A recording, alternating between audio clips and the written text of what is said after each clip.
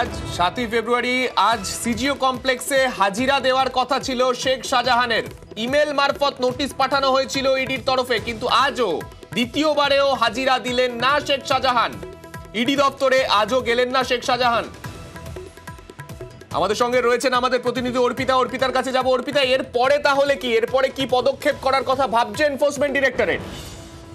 দেখো, ইডি সূত্রে যেটা খবর যে আজকে শেখ শাহজাহানকে যে দ্বিতীয়বারের জন্য নোটিশ অনুসারে তাকে যে তলব করা হয়েছিল, তিনি সেই হাজিরা কিন্তু এড়ালেন। নির্দিষ্ট সময়ে এখনো অতিক্রান্ত, এখনো পর্যন্ত তিনি আসেননি এবং দ্বিতীয় নোটিশেও কিন্তু তিনি কোনো রকম কোনো কমিউনিকেশন বা কোনো যোগাযোগ তিনি করেননি, না কোনো ইমেল বা কোনো আইনজীবী মারফত কোনো কিছুই তিনি এখন অফিসিয়ালি জানাননি। এর পরবর্তী যে পদক্ষেপ, ইডি আবারও তাকে তৃতীয়বারের জন্য তাকে নোটিশ পাঠাতে পারে, তেমনটা ইডি সূত্র থেকে খবর। কারণ শেখ শাহজাহান ইতিমধ্যেই আগাম জামিনের যে মামলা, সেই মামলার উপরে এবার নজর রাখছে ইডির আধিকারিকরা। কারণ ইডি যে আগাম জামিনের এই শেখ শাহজাহানের যে আগাম জামিনের যে মামলা, তার কিন্তু তীব্র বিরোধিতা করবে, তেমনটা ইডি সূত্র থেকে খবর। অর্পিতা, একটা বিষয় জানতে চাইবো, এই যে প্রসেসটা, অর্থাৎ একটা নোটিশ গেল, তার বাড়িতে গিয়ে সাটিয়ে দিয়ে আসা হলো, তিনি এলেন না। তারপর ইমেল মারফত নোটিশ গেল, তাতেও তিনি এলেন না।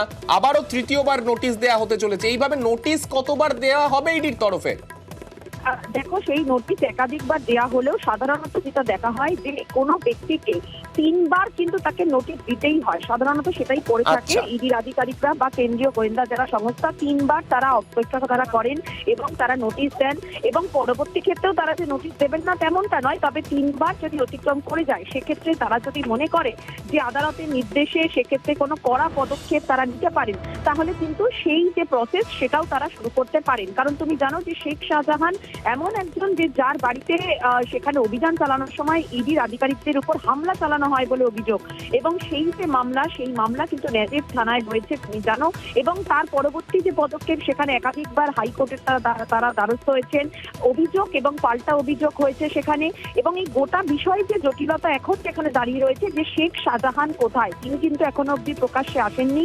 তার যারা পরিবারের যারা সদস্য, তারাও কিন্তু বলছেন যে তার এই যে শেখ শাহজাহান, সেই শেখ শাহজাহান আলটিমেটলি তিনি কোথায় এবং কবে তিনি সামনে আসবেন সেটা তারাও কিছু জানেন না। ফলে এই জায়গা থেকে ইডির যেটা পরবর্তী চিন্তা ভাবনা, যে আবারও তাকে তৃতীয়বারের জন্য নোটিশ পাঠিয়ে তাকে দেখা যেতে পারে, এবং সেক্ষেত্রেও তিনি যদি না আসেন তাহলে কিন্তু কড়া কোনো পদক্ষেপ নিতে পারে। এবং ইডির আধিকারিকরা এই যে আগাম জামিনের যে মামলা করেছে বা আবেদন যে করেছে শেখ শাহজাহান, তার উপরে নজর রাখছে ইডির গোয়েন্দারা।